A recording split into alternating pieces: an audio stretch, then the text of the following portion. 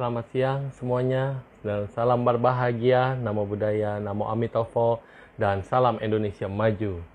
Ya, semuanya pada hari ini kita kembali akan berbincang-bincang dengan Sensei Arya atau Dr. Arya Prananando ya. Nah, hari ini sebelumnya saya akan membacakan dulu satu ayat yang mungkin bermanfaat dari Tiada Waktu Yang Boleh Sia-sia ya. Pedoman menuju jalan praktek bodhisattva oleh Tubden Chodron.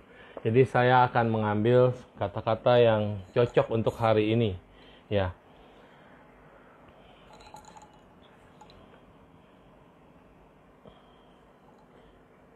Sungguh inilah sang aku yang kalau kekal, sungguh tenang seperti angkasa itu sendiri. Dan meskipun bertemu dengan hal-hal lain, bagaimana akan mempengaruhinya karena ia selalu berubah dan tidak kekal. Jika segala sesuatu terjadi, ia tetap tidak berubah seperti sebelumnya. Tindakan apa yang dapat mempengaruhinya? Mereka berkata bahwa ini mempengaruhi sang aku, tapi apa hubungan antara mereka? Ya, proses ketidakkekalan, proses perubahan, lahir, tua, sakit, dan mati. Semua orang pasti terus bergerak, move on. Mereka tidak ada yang terus kekal dan tidak berubah. Badan jasmani ini juga terus berubah. Muka yang tadinya kurus, sekarang pembum, cabi, dan kemudian udah mulai ada gelambir. Dan yang tadinya kencang, mulai kemudian keriput dan segala macam. Maka kita harus melihat lagi bahwa segala hal tergantung pada satu dan lainnya. Berdasarkan fakta ini, tiada satu pun yang berdiri sendiri.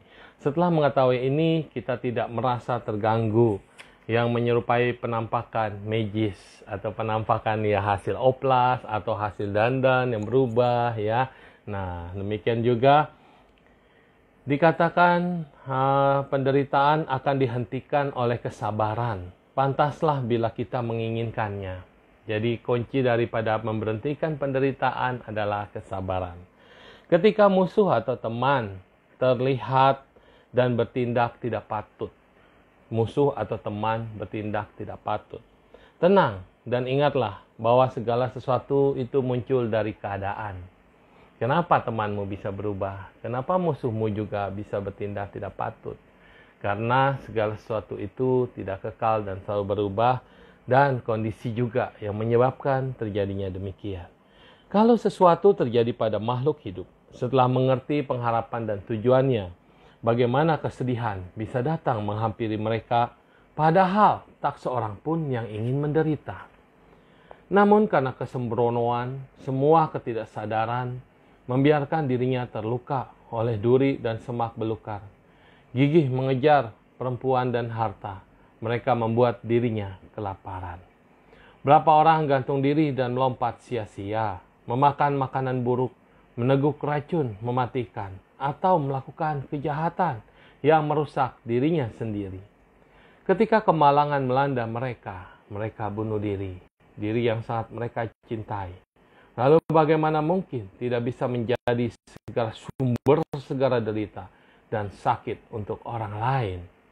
Ketika menjadi korban dari kotoran batin, makhluk hidup adalah penyebab kerusakannya sendiri. Bahkan bila welas asih tidak muncul dalam hati kita, setidaknya kita dapat menahan diri untuk tidak marah. Kalau pada dasarnya kita seperti anak kecil yang ceroboh, sudah sifatnya cenderung merugikan orang lain, apa gunanya kita marah pada diri sendiri dan pada orang lain, seolah dendam pada api karena panasnya. Kalau kesalahan-kesalahan kita dan mereka hanya bersifat sementara karena satu sebab, jika makhluk hidup itu pada dasarnya baik, maka tidak masuk akal untuk marah pada diri sendiri dan orang lain, seperti halnya marah pada langit karena memiliki awan. Maka kendalikan kemarahanmu dan jagalah kesehatanmu.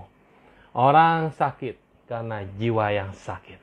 Ya, itulah dari bukunya Pema Chodron ya. Pema Chodron bukan Tubden Chodron. Maaf, Pema Chodron. Ini bukunya bagus sekali, karangan Karania, Tiada Waktu Yang Sia-sia.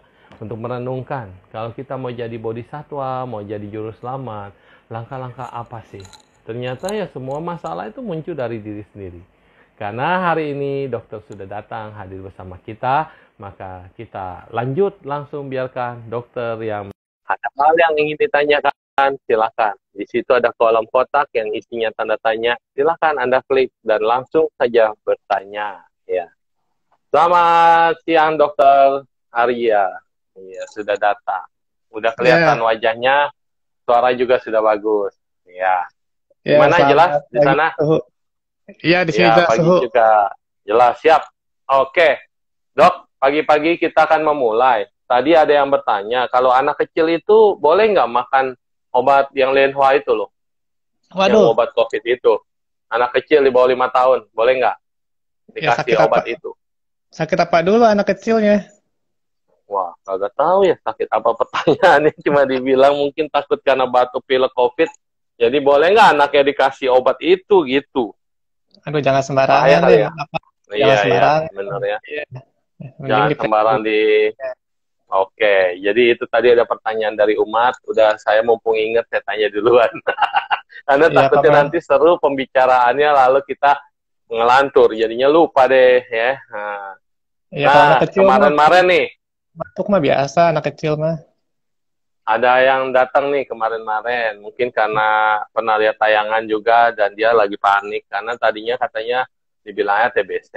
Terus kemudian ada ditanya lagi ada kanker di paru-paru dok. Terus begitu dicek lagi katanya ada tumor di paru-paru.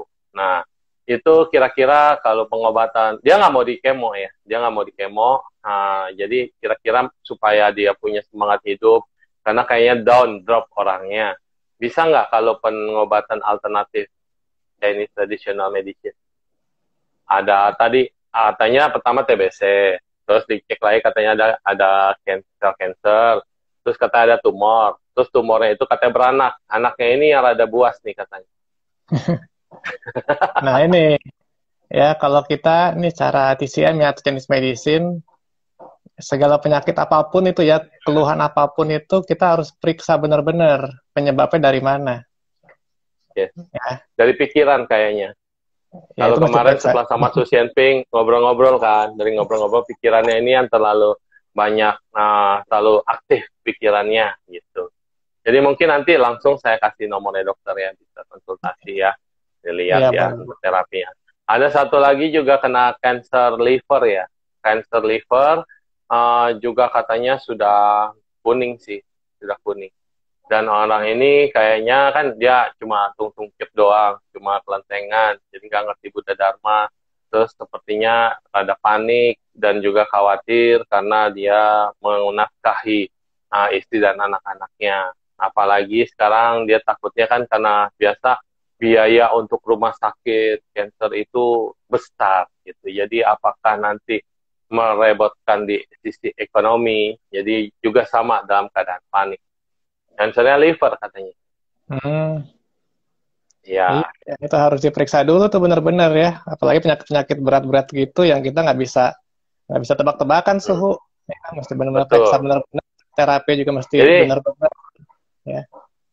Kalau misalnya ada yang udah kayak begitu nih, sekarang udah dalam penanganan medis. Jadi kira-kira yang diperlukan apa dok? Kalau mau ke TCM ini? Yang diperlukan. Ya harus. Yang tadi data-data apa yang diperlukan? Iya, harus datang ya, harus datang dulu, harus lihat orangnya dulu seperti apa. Yang nanti diperiksa, diperiksa penyakitnya, riwayat penyakitnya, sudah pernah berobat apa aja, minum obat apa aja. Ya, lalu ntar pemeriksaan ini, ya pemeriksaan TCM ya, dengan peraba nadi, melihat lidah. Baru bisa menentukan ininya terapinya. Ya, semoga ada cahaya ya, ada jalan terang ya dari yang orang tadinya udah nggak ada harapan begitu ya. Nah, jadi silakan hubungi sendiri dokter ya yang berhubungan. Nah, terus di sini tadi ada yang bertanya nih dok. Mau tanya kalau asam urat pantangannya apa ya? Dari Ibu Marjanti Sandika, asam urat Bu. Kayaknya amlingjo emping tuh ya. Tapi kalau sama dokter Arya pasti banyak nih pantangannya. Enggak, sama saya mah. Iya. Itu pasien saya mah dikit suhu. Iya. Oke. Nanti bisa cari sendiri berhubungan dengan Dokter Arya. Alamatnya di Ada mana di dok alamatnya? Ya, nanti di tolong diketik aja. ya di Serpong ada, di Jakarta ada. Iya, bisa berhubungan langsung DM dengan Dokter Arya. Oke dok, hari ini apa yang mau dibahas yang lagi trending topik yang kemarin katanya mau disiapkan? Tentang apa? Elemen atau apa itu kemarin? Oh, 5 unsur ya, 5 unsur dalam tubuh kita ya. Yes, iya kayaknya. Nah, ini perlu agak pembahasannya cukup panjang nih kayaknya nih. Nah, berarti yang pendek apa dok? Yang udah ready aja. Ya paling Waktu kita 1 jam. ya paling saya ingin menyampaikan lagi ya bahwa ini pengobatan Chinese medicine ini atau TCM ini Mm-mm. bukan pengobatan yang instan ya, jadi nggak ada pengobatan Bukan. instan apalagi kalau untuk Yes. penyakit-penyakit yang udah berat-berat seperti itu kebanyakan ya suhu. Mm-mm. Ya, Kebanyakan orang datang ke udah ke berat. TCM Iya, berat, udah udah berat. stadium akhir lah, udah gagal ginjal Iya, betul. 1 tahun. Yes. Dan tentu pengobatannya perlu waktu, perlu proses ya, karena tuh Mm. tubuhnya udah istilahnya tuh udah apa ya, udah porak-poranda lah dengan berbagai macam pengobatan-pengobatan sebelumnya. Iya. Dan tentu harus disiplin ya, pasiennya juga mesti disiplin mengikuti anjuran-anjuran yang ada ya. Jadi kalau apa yang istilahnya setengah-setengah hati itu susah ya, ya sembuhnya juga setengah-setengah Iya, suhu. betul. Apalagi yang pintar sendiri ya. Nah, pintar Iya, sendiri maksudnya kan lebih pintar dari dokternya gitu kadang-kadang. nah itu iya ada tuh kadang-kadang gitu. Kadang-kadang Iya, saya betul. di room, nanti pasien nanya, kok nggak tusuk di sini dok, kok nggak tusuk di sini dok. Iya, pintaran pasiennya. Kasih aja jarumnya ke dia, dok. Iya, saya Nih, bilang ini Bu, udah, jarumnya tusuk sendiri. ya saya bilang ini udah tahu tusuk apa aja, tusuk sendiri aja ya. Iya, ada Sichuan Siu juga, sama siang Sichuan Siu. Udah di Medan atau di Jambi ya? Beliau jadwalnya kalau nggak salah, lupa. Atau di Jambi kayaknya. Ya, ya. Terus, apalagi dok? Biasa orang memang udah kemana-mana dulu tuh. Baru terakhir mentok, dia bilangnya, saya mau carinya alternatif. Apakah TCM itu dikatakan sebagai alternatif? Atau memang dia sebenarnya pokok harusnya? Kalau saya bilang ya, bahkan kalau di China, di Cungko sendiri su ya, Ya, TCM ini sudah setara sebenarnya dengan kedokteran modern. Jadi iya betul. penyakit apapun itu semakin cepat diobati ya semakin cepat sembuh suhu. Mau Yes, dia ke dokter, mau dia ke TCM, semakin awal ya diobati semakin cepat sembuh dibandingkan penyakit yang ya itu udah kronis. tahun-tahunan baru berobat. Nah itu ya tentu perlu waktu juga. Oke, kemarin waktu tayangan kemarin kita nggak sempat ngomongin Shin Lee Chuan Yong ya, maksudnya Shin Lee perasaan, tentang pikiran gitu. Shin Lee Choyong ya, betul ya. Nah, Hmm. ternyata kan itu kan sangat berpengaruh banget dalam menyikapi hidup dan dalam menyikapi penyakit ya. Bisa diuraikan nggak dok? Ya Peranan jadi pikiran, ya, pikiran. Nah ini apa? pikiran dan perasaan. Nah ini salah satu ciri khasnya TCM ya, Su ya, Chung-I Chinese Medicine, Ya, bahwa di tiap-tiap organ tubuh kita. Jadi ini saya mulai dari awal ya, Su ya. oke. Ya jadi semua tubuh kita ini, Su, ini dalam konsep TCM ya, Su ya. Semua tubuh kita dari kepala sampai ujung Hmm, kaki, Su, hmm, itu semua tuh di diurus ya, diurus atau diatur oleh 5 organ utama, Su. oke. Lima Ya, yang organ utama. kemarin disebut. Ya, ada Diulang, biar ingat. Jantung, jantung, ada paru-paru, paru-paru, liver, liver, limpa, pankreas. Limpa sama limpa, pankreas beda ya? beda Su, beda. Lim oh, limpa ya, limpa. Ya, limpa Satu sama lagi, ginjal.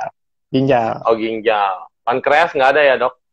Pankreas dalam konsep TCM yang nggak disebut ya, biasanya gabung sama Oh nggak limpa disebut. Su. Oh ya, oke, limpa dan pankreas ya. Oke, Nah, udah ini ya. adalah lima, Ingat nih lima, 5. Yes.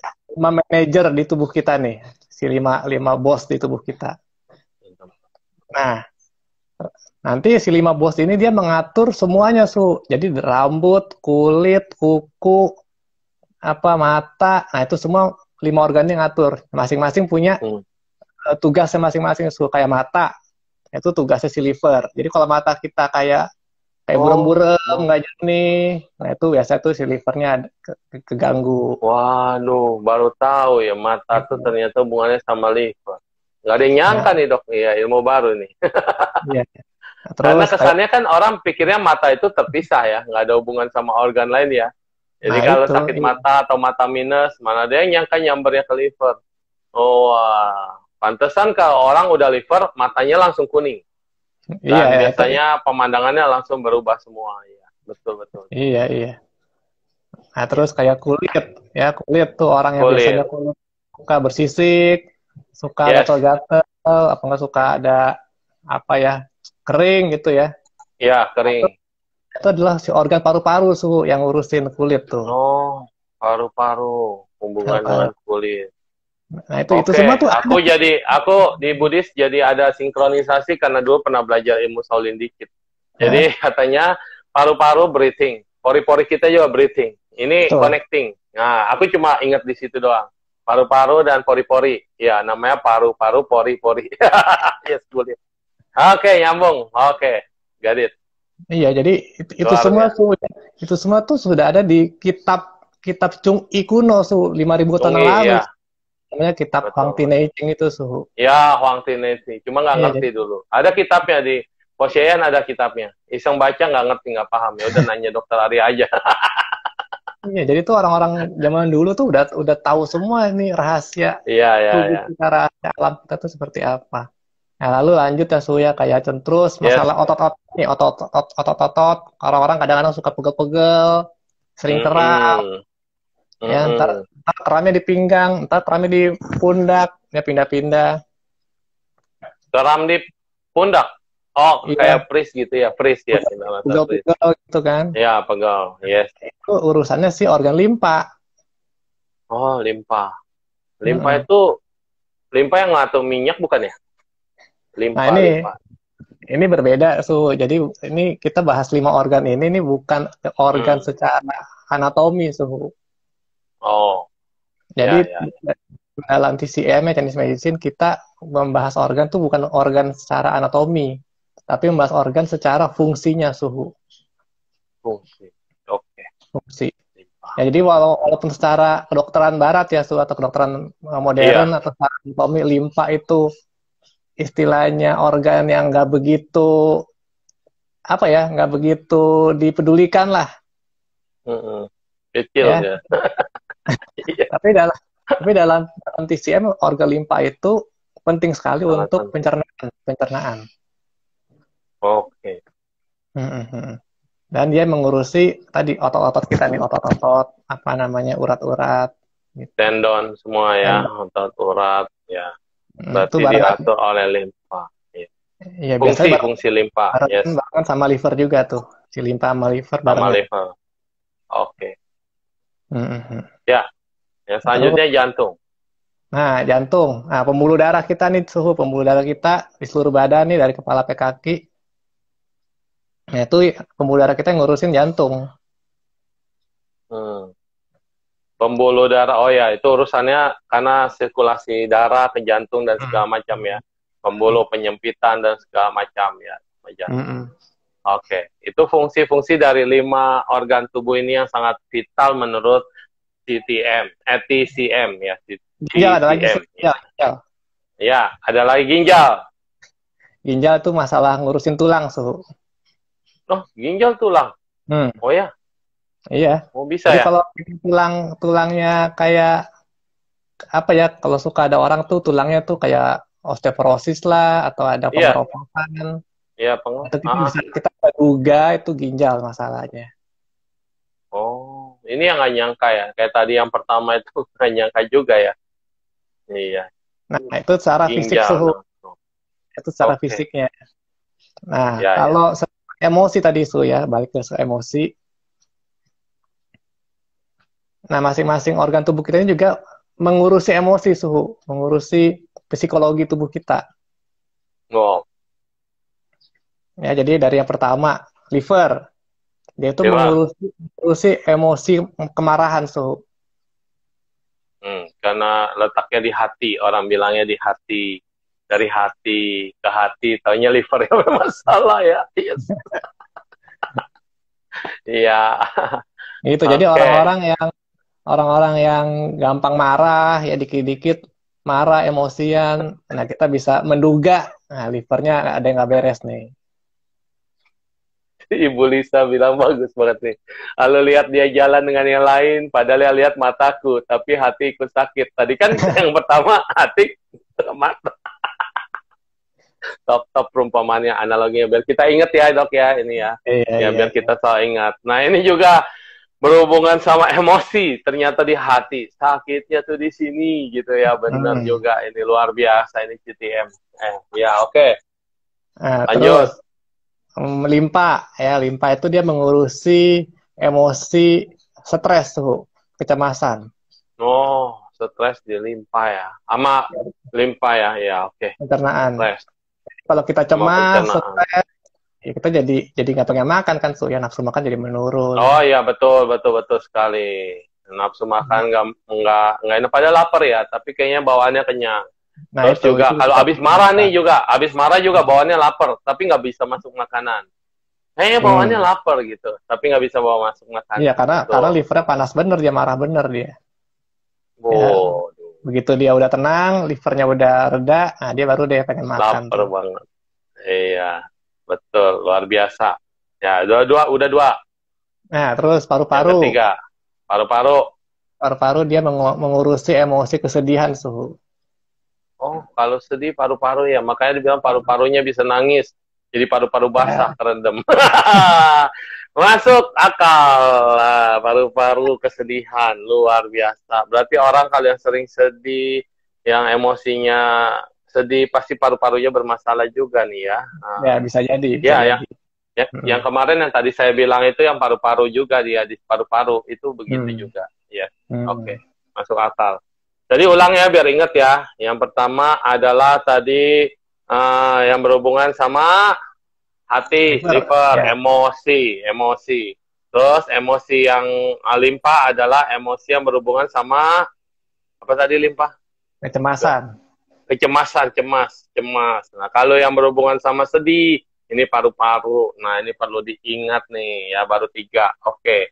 Jadi kalau Anda suka sedih, paru-paru, suka cemas, hubungannya sama limpa. Kalau emosi yang marah-marah ini hubungannya sama hati. Yes. Sekarang yang keempat.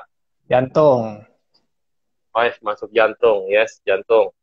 Jantung ini dia menguasai emosi bahagia, suhu. Oh, bahagia juga di jantung. Emosi marah di hati. Bahagia di jantung. Jadi kalau bahagia pegang jantungnya ya. Wah, kau adalah jantung hatiku. Luar biasa. Ya Ibu Marjanti tolong dicatat, nanti diketik biar kita bisa sharing. Saya nggak bisa ketik soalnya. Iya benar. Bahagia adanya di jantung. Ya, makanya kalau istilahnya bahagianya over ya, ya over bahagia. Mungkin kayak besok misalnya mau ketemu pacar misalnya. Bisa sakit jantung juga, jantungan. Bukan. Deg-degan.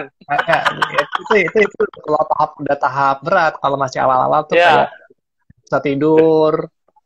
Oh, bisa tidur. Iya. Ya over bahagia gitu, nggak terkontrol bahagianya. Aku bahagia. Masalah yang orang saking senengnya misalnya menang lotre mendadak tuh sakit jantung, nah itu jantung juga tiba-tiba. Oh iya, benar. Nggak kuat. Iya, kaget. Dari melarat jadi milioner ya kan? Aduh, luar biasa di jantung. Masuk akal ya semua ya, luar biasa ya. Surprise, kaget, kena jantung. Iya kalau bahagia banget kali ya. Kaget bahagia. Kagetnya mendadak soalnya kan. Gitu. Mendadak. Nggak terima jantungnya. Bung. Wah, kayak film The Mask. Gitu. Jantungnya keluar. Yes. Oke, masuk akal semua ini ya. Luar biasa ya. Ilmu zaman kuno ya. Nah, terakhir ginjal deh. Terakhir ginjal. Nah, ginjal itu dia berhubungan dengan rasa takut, suhu. Rasa takut di ginjal. Tadi cemas di limpa. Cemas di limpa, takut di ginjal. Maka kalau orang takut mau ujian, dia bisa kencing-kencing. Dia bisa keringat di tangan, kencang. Wah, di ginjal ini urusannya sama cairan nih. Iya benar, kalau orang takut itu pengen kencing langsung kebelet. Padahal tadinya udah kencing nih, tapi begitu masuk ruangan AC-nya tiba-tiba dingin banget. Dosennya kira-kira killer banget, jadi udah kebelet kencing. Benar benar benar benar. Takut. Oke, diginjal. Wow. Iya. Jadi kalau orang ya yang hidupnya penuh ketakutan tuh ya, misalnya Yes. kayak mungkin orang-orang yang di daerah peperangan ya, nah itu ginjalnya bisa Kencing-kencing di lama-lama. celana. Ya, ginjalnya bisa lama-lama ini makin lemah su, bisa istilahnya cepet meninggal Iya, su. beser. Oh, cepat meninggal. Mm, Iya, mm, beser juga suka terkencing ngelihat mm. senapan udah ditodong bisa kencing di celana. Iya, betul. Iya. Bisa cepat meninggal ya karena ginjal ya. Oh, Karena kalau takut perang, takutan tegang, kronis. takut, cemas. Takut hantu Mm. juga, Dok. Kalau Sama, hantu kan takut dia kan hantu. takut hantunya Kan kan dia kan abstrak itu itu. jarang-jarang, itu jarang-jarang. Jadi Iya sih. Iya. semua emosi ini suhu dia bisa menimbulkan penyakit.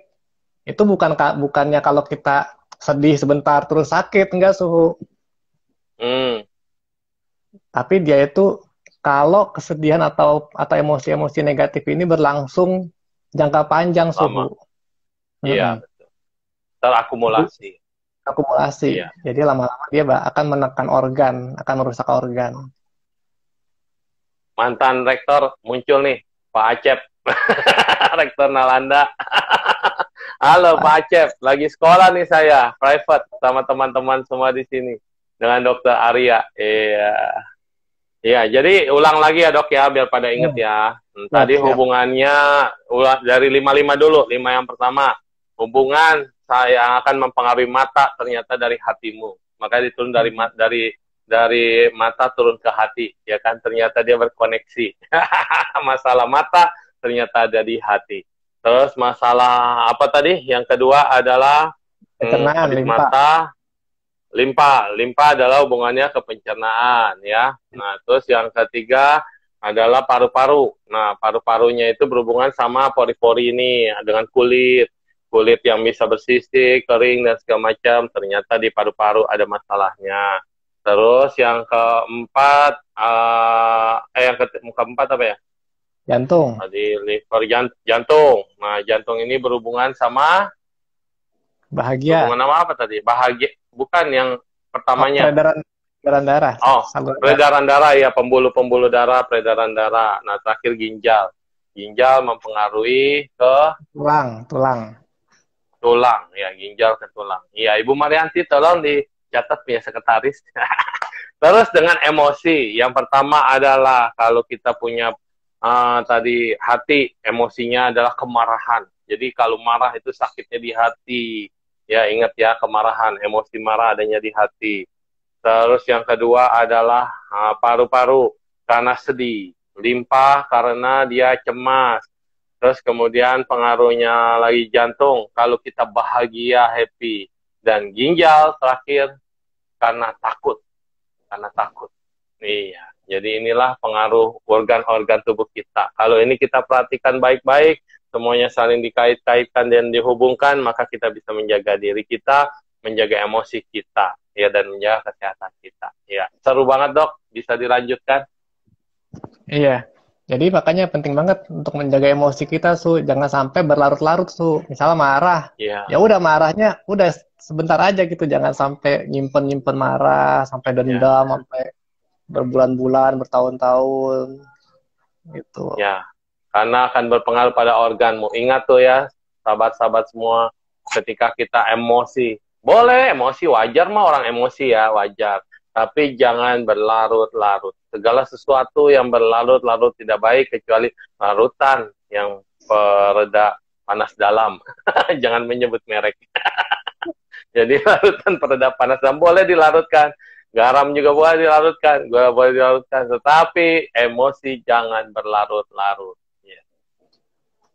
Iya, soalnya kadang-kadang tuh ya, Su, kita anggap kita nih, misalnya kita udah memaafkan orang tersebut yang misalnya membuat kita marah. Ya.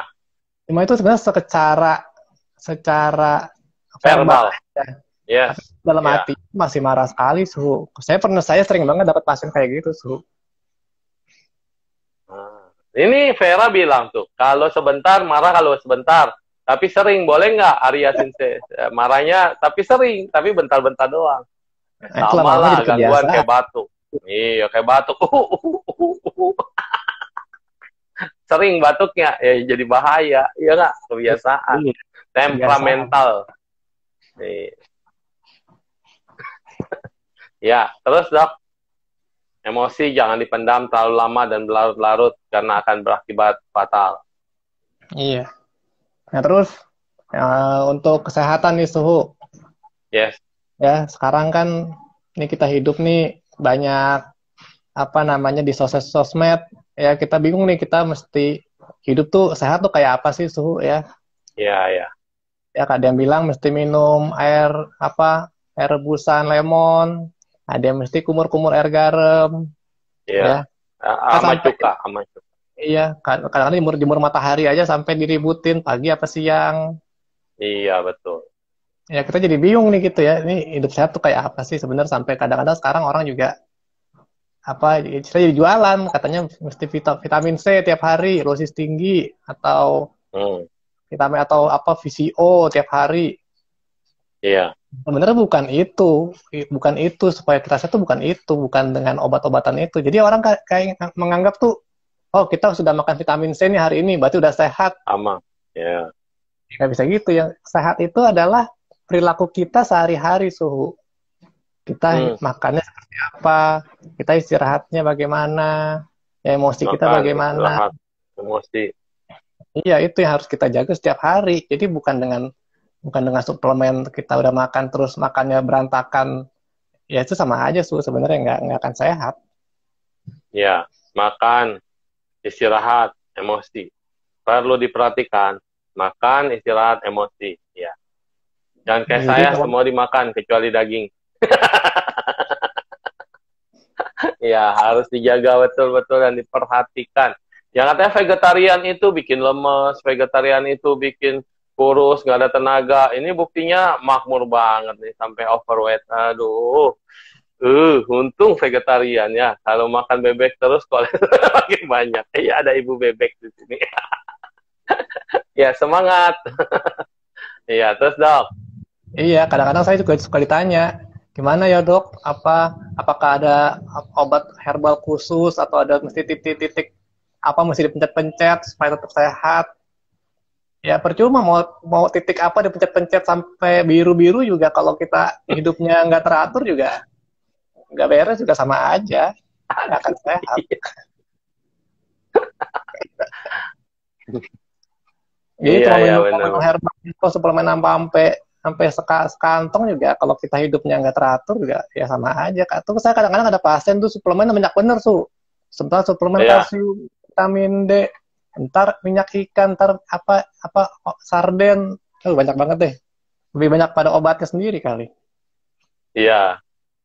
Saya punya bos juga sama dulu. Waduh, paling jaga banget. Itu sekali kau pagi sampai malam tuh, itu udah berjejer botol semua. Umurnya 50 juga. Sampai tua. Padahal dia jaga banget kesehatan. Olahraga juga, rajin juga. Tapi ya itu, tekanan, stres, nggak kuat juga Yali ya. Yali henta ya, tekanan sangat besar.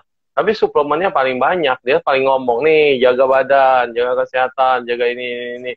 Akhirnya ya, sama. Stres itu juga pengaruh luar biasa. Iya, jadi suplemen obat-obatan itu bukan yang utama. Yang utama adalah keseharian kita, pola makan kita, pola istirahat kita, dan emosi kita yang harus dijaga setiap hari supaya tetap seimbang.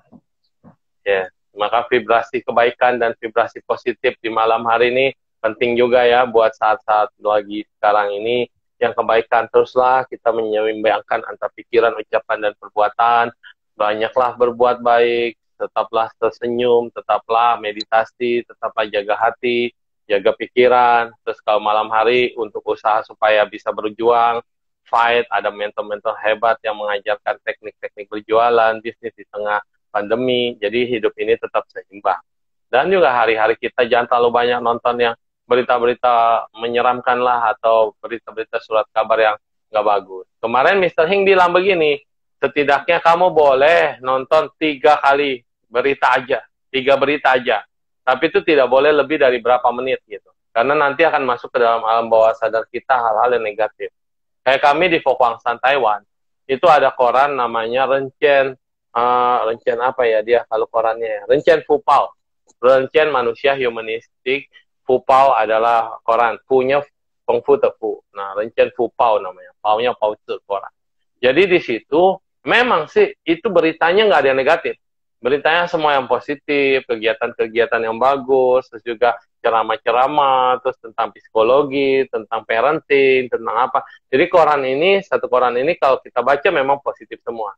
Beda halnya koran-koran kayak Pinkko lah, wah yang ladies lah, yang apalah, masalah rumah tangga lah, perceraian lah, terus keributan lah, demonstrasi lah, benar. Itu akan mempengaruhi pola pikir kita dan mempengaruhi hidup kita sih, betul. Kalau baca yang kayak gitu-gitu adem gitu, enak gitu ya, nyaman. Nah, ini ada yang nanya nih, Dok. Ibu Lisa, kesehatan bukan tentang suplemen atau obat-obat yang utama. Yang menentukan adalah perilaku kita sehari-hari, emosi, bagaimana pola pikir kita, bagaimana tidur dan makanan kita. Oh iya, oh ini dia merangkum. Terima kasih. Ini ada yang nanya nih, Dok. Mama umur 64 tahun, sakit HNP. HNP apa ya? Penjepitan apa? L5. L5 S1 untuk pengobatan TCM bagaimana, Dok? Dari Handiap. Ya, itu saraf kejepit ya. Saraf kejepit. Yes.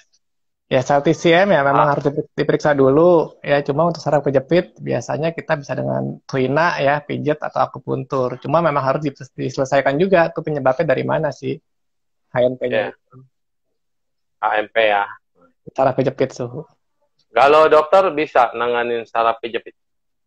Bisa, ada beberapa saraf kejepit ya. Bisa dengan akupuntur, bisa dengan tuina, pijat, bisa meringankan. Oke. Ya, siap. Ya. Oke, ada pertanyaan lagi? Silakan. Langsung ya, saya buka WA dulu ya. Mungkin tadi ada yang nitip-nitip pertanyaan. Ya, paling untuk makan nih, kita yang sehat tuh. Ya zaman sekarang orang makan ya suhu ya. Itu udah nggak teratur tuh kalau saya lihat ya. Jadi orang kebanyakan tuh pagi-pagi nggak sarapan, kan buru-buru ke kantor. Terus siang apa kadang-kadang apa lagi nanggung kerjaan, makannya cuma asal-asal aja, makan McD atau apa. Nah malam-malam baru pulang baru makannya gede. Berat. Iya berat. Iya. Balik sebenarnya kebalik. Iya, betul. Pagi katanya makan seperti raja, siang makan seperti pangeran ya. Nah, terus malam makan seperti gembel. Iya, ini perumpamaannya. Jadi malam itu gembel aja lah, makan seadanya. Ini ada dari Dipta ya. Pertanyaan Dipta. Mama umur sekian, nah sering insulin suntik. Selain itu apalagi obat? Ini orang tuanya dokter nih, dan dia punya apotek juga. Jadi dokter juga ternyata sering insulin ya, Dipta. Ya. Insulin ya, itu berarti ginjal ya, Dok? Ya diabetes sudah agak parah berarti itu. Oh, diabetes. Iya. Iya, harus diperiksa dulu tuh penyebabnya gimana, pengobatan sudah apa aja. Ada asma juga katanya, ya. Harus diperiksa, Bapak Dipta. Oke, terus ada yang nanya siropraktik bisa nggak, Dok? Saya sih nggak ahli siropraktik ya. Bisa. Iya, untuk siropraktik nanti kita akan undang tanggal 20 berapa ya? 22 ya kalau nggak salah. Nah, ini ada chiropraktik gitu ya, pengobatan tulang belakang. Ya, kalau dokter ini khususnya kita bicara tentang Chinese Traditional Medicine.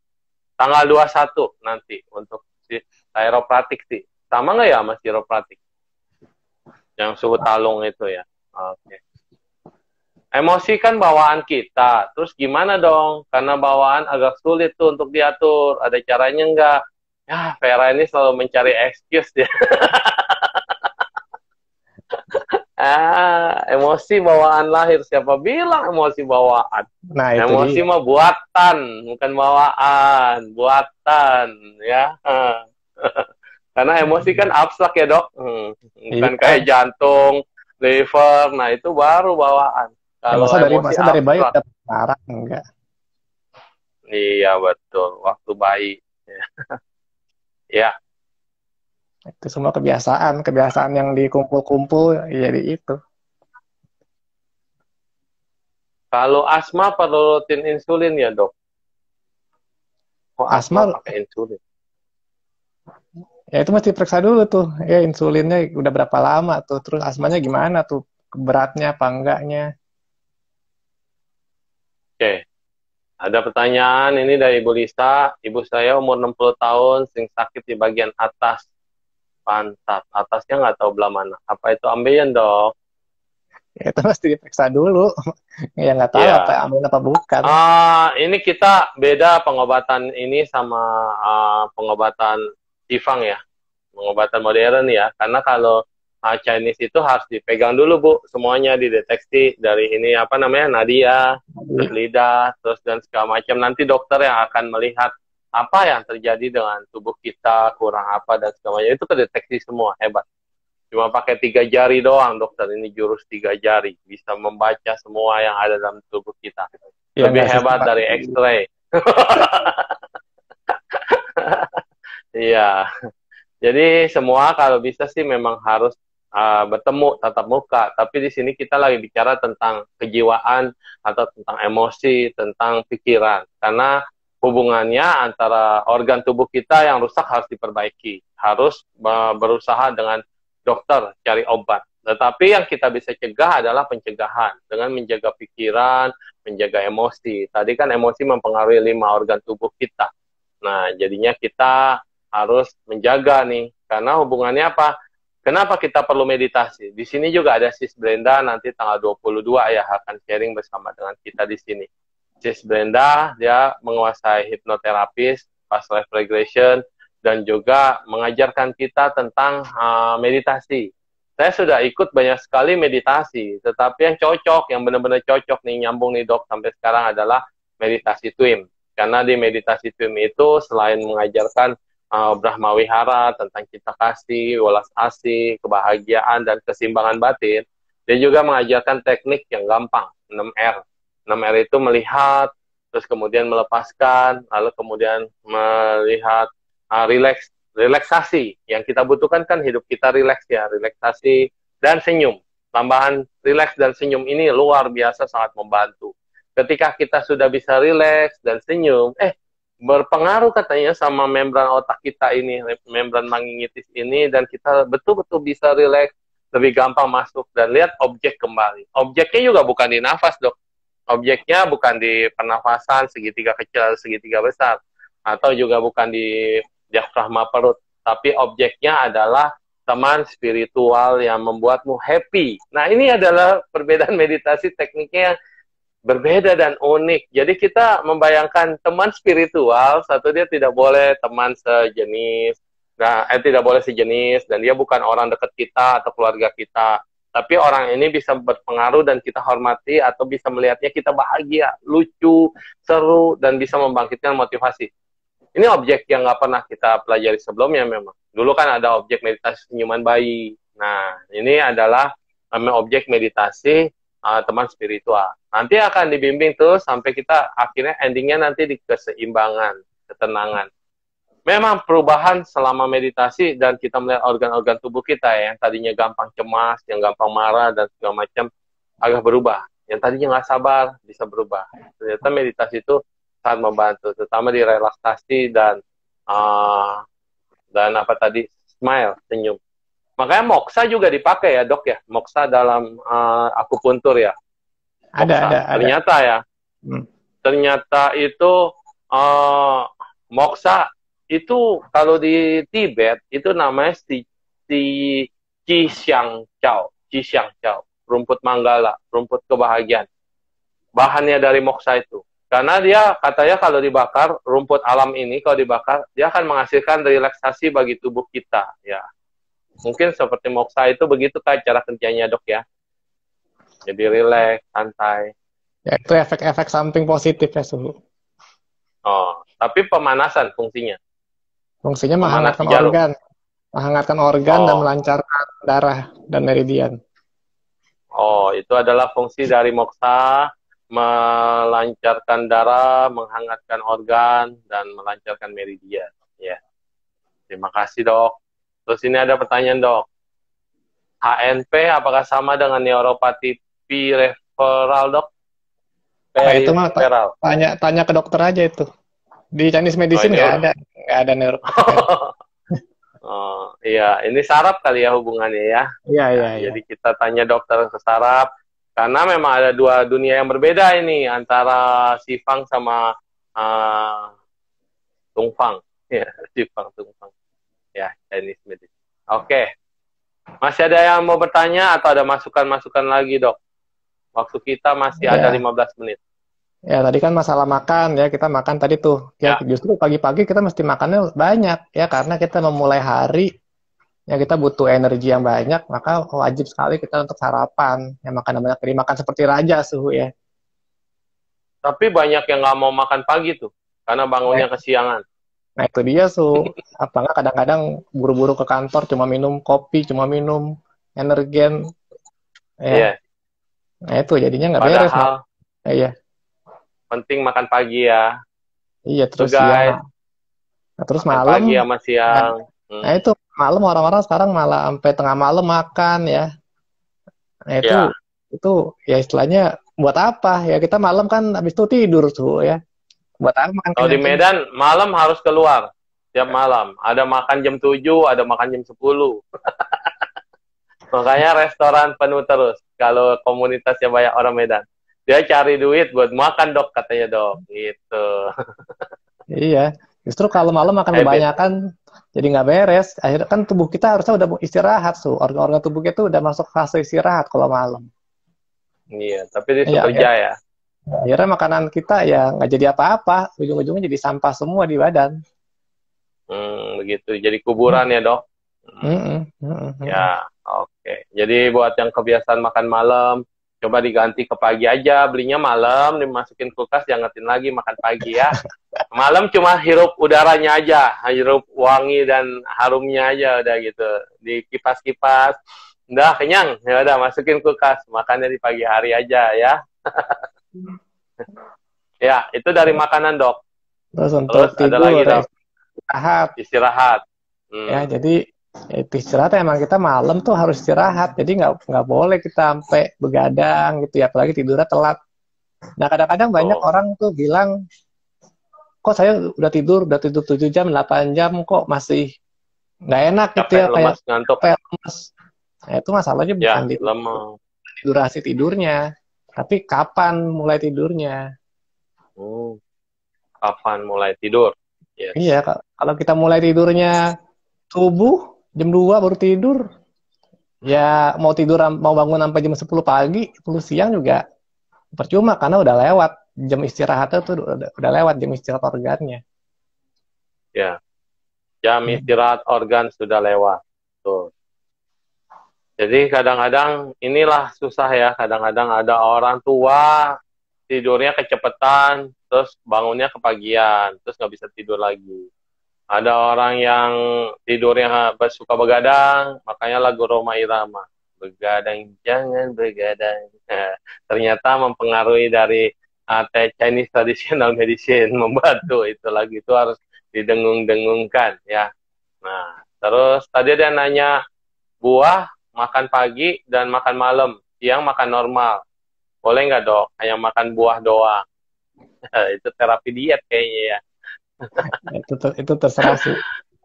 Iya. Karena kalau secara teori yang dipraktekkan di Chinese, ya itu punya alasan tersendiri untuk kesehatan tubuh, dan zaman now juga banyak teori-teori diet dan segala macam, termasuk diet karbola, ada apalah segala macam. Ada yang OCD lah, ada yang cukup makan sekali lah, ya itu terserah kata dokter. Kalau mau menanya teorinya, tadi sudah dipaparkan. Nah, terus untuk tidur, jam tidur sudah harus tidur jam 10 ya. Jam 10. Kita kalau di Taiwan sih memang jam 10 udah harus tidur sih. Jam 10 itu udah tutup lampu. Jadi di monastik betul. Jam 4 itu dia udah boleh ada yang bangun dulu, boleh cuci-cuci, atau kalau dia tapan biasanya jam 4:30 atau jam 5. Itu baru bangunin semua, bangun, terus cuci muka hanya 5 menit, nggak boleh mandi, nggak boleh sikat gigi, biasanya, sikat gigi aja nggak boleh mandi, cuci muka, terus langsung kebaktian. Pagi-pagi masih fresh, masih dingin, terus kemudian makan pagi jam 6. Jadi jam 6 makan pagi, terus kemudian kerja bakti, aktivitas. Siang makan jam 11. Jam 11 makan, jam 12 kita pause siang, jalan. Jadi habis makan itu kita jalan tuh, jalan rada cepet gitu. Keliling supaya turun, terus tidur siang. Tidur siang jam 1, setengah 2 ya. Setengah 2 bangun. Setengah 2, jam 2 kalau nggak salah. Iya, jam 2 bangun. Jam 2 bel bangun, terus sekolah, aktivitas. Udah nggak boleh tidur lagi tuh, nggak boleh masuk kamar, nggak boleh apa.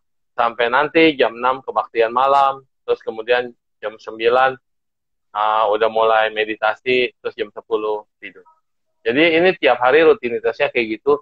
Ternyata dari zaman dulu seperti itu, kehidupan anggota sangga itu kenapa sehat ya. Rasanya memang teratur sekali. Dulu jam 10 itu udah langsung begitu tutup pintu, tutup lampu, meditasi sebentar, tidur langsung tuh sampai pagi. Nggak ada tuh beban pikiran yang macam-macam. Mungkin karena seharian juga udah capek ya. Bayangin saya gemuk kayak gini jadi cute banget dulu waktu di Taiwan. 1 tahun itu langsung turun berat badan 25 kilo. Wah, dan badan rasanya enteng sekali. Terus gaya hidup kita sehat banget. Gitu. Oke.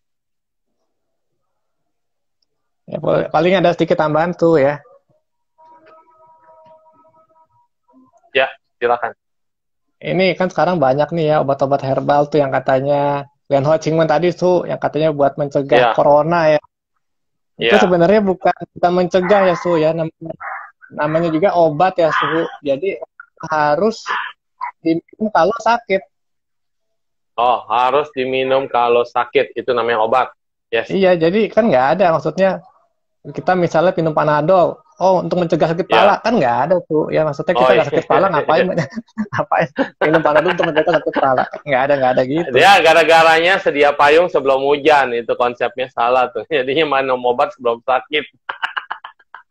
Nah itu kalau mau mencegah ya minumlah vitamin ya, makan yang sehat, itu olahraga. Nah itu mencegah. Ya, makan yang sehat, olahraga, ya. Betul. Kayaknya memang pencegahan itu ya lebih baik, tetapi pencegahan itu berat. Masalahnya banyak orang malas seperti saya ini ya. Mesti rajin lagi olahraga. Jangan semua olah rasa. Olah rasa bisa, emosinya bisa ditahan, tapi badan kita nggak olahraga. Jadi mesti seimbang, jasmani dan rohani harus sehat ya. Betul sekali. Iya, karena ya seperti itu. Ada lagi dok, masih ada waktu 5 menit. Ya paling itu ya. Jadi obat herbal tuh nggak semuanya ini ya, nggak bisa sembarang dikonsumsi ya. Mungkin banyak ya teman-teman yang saya temukan ya obat herbal diminum tanpa ada pemeriksaan dulu gitu ya. Ya kadang-kadang cuma dengar-dengar dari orang-orang, oh ini bagus, ini bagus. Kadang-kadang saya ada medsos juga ya. Ini obat herbal ini untuk sakit jantung. Minum seminggu sembuh sakit jantungnya. Ya itu nggak bisa seperti itu ya, namanya juga obat tuh harus diberikan setelah ada pemeriksaan dan diagnosa yang tepat. Jadi ada ininya nih dari keluhan lalu kita analisa, kita diagnosis, lalu ada obatnya seperti itu.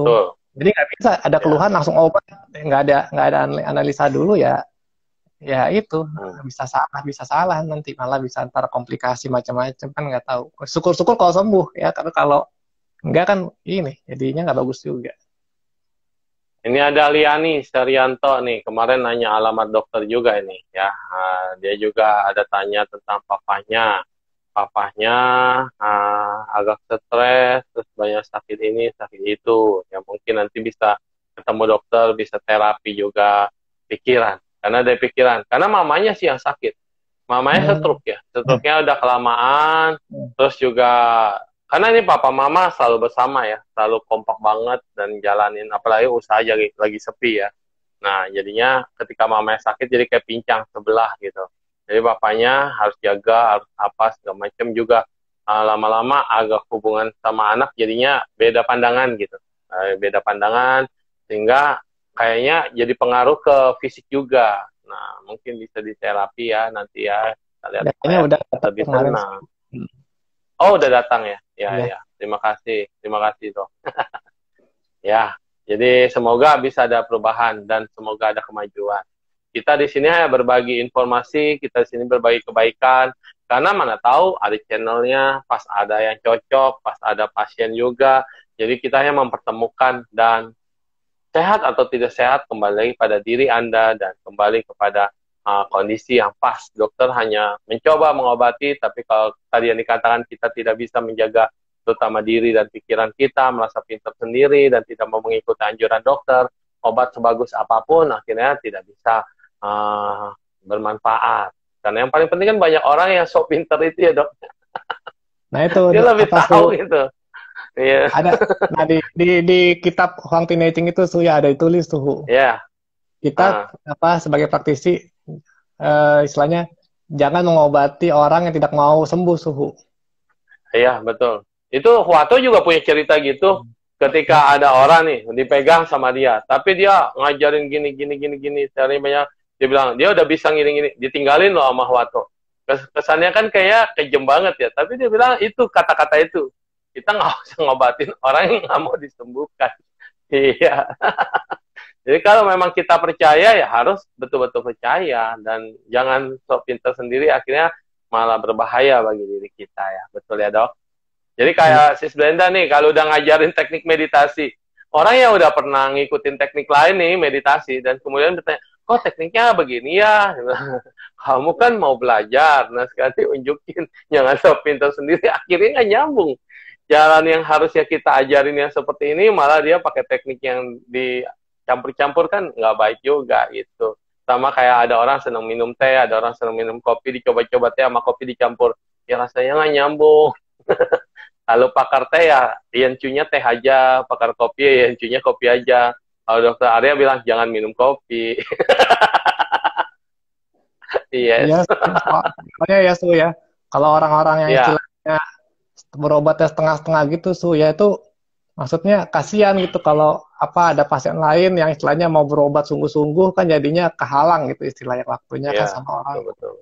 Yang berobatnya setengah-setengah gitu. Kadang-kadang saya juga bukan kesel gimana ya, kasihan gitu mau pasien lain yang istilahnya mau sungguh-sungguh tapi gara-gara ini ada pasien lain yang setengah-setengah ini berobatnya ketunda jadi. Satu pasien bisa tanganin berapa menit biasa? Ya, biasa saya 45 menit. Tuh, 45 menit tuh. Bukan kayak kita dokter umum kan. 5 menit, 10 menit. Ya, selanjutnya. Gitu. Kalau TCM ini memang betul-betul pakai perhatian. Sama kayak pakar hipnoterapi, Sis Brenda.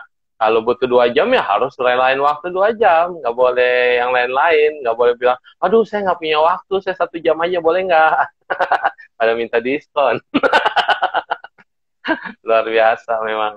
Ya, baiklah. Sudah 58 menit. Terima kasih atas kehadirannya pada hari ini. 55 ya tadi ya. Sudah diajarkan 55. 5 hubungannya dan 5 ini larinya kemana. Sudah dicatat juga sama beberapa orang. Dan nanti akan kita share kembali supaya kita selalu brain wasting. Ingat, dan ada 3 cara memperhatikan cara makan, istirahat, dan satu lagi makan, sehat, istirahat. Satu lagi apa ya dok? Emosi. Oh, emosi itu yang penting ya, betul-betul. Cara makan, lalu cara istirahat dan emosi yang harus kita kendalikan. Kalau saya sudah lagi mencoba untuk mempelajari emosi dan teknik-teknik peredaan emosi dan mengajarkan kebaikan supaya kita bisa menjaga emosi. Nah, untuk makanan bisa konsultasi dengan dokter. Dan untuk istirahat, Anda sudah harus tahu lewat dari jam 10 kalau bisa cepat-cepat istirahat. Kalau ada yang mau dengerin, minimal mentok jam 11. Langsung bobo, jangan begadang. Jangan begadang. Terima kasih Dokter Arya, dan semoga semuanya berbahagia. Dan kalau ada kata-kata yang salah, mohon maaf. Ya, jangan disimpan di hati, karena kalau disimpan dalam hati kelamaan akan berbahaya bagi organ Anda. Terima kasih. Sama-sama, Su. Baiklah, kita akan berakhir di sini dan sebelumnya kita akan mencoba untuk melimpahkan kebaikan kepada semuanya yang sedang sakit, semoga segera sembuh. Kepada mereka yang ketakutan, semoga ketakutan lenyap. Mereka yang cemasan, semoga juga tidak lagi cemas. Kepada mereka yang diliputi oleh kebahagiaan, teruslah pancarkan kebahagiaan dan kebahagiaan kapanpun, di mana saja, pada siapa saja, dalam kondisi apapun. Semoga kita semua selalu berbahagia. Selamat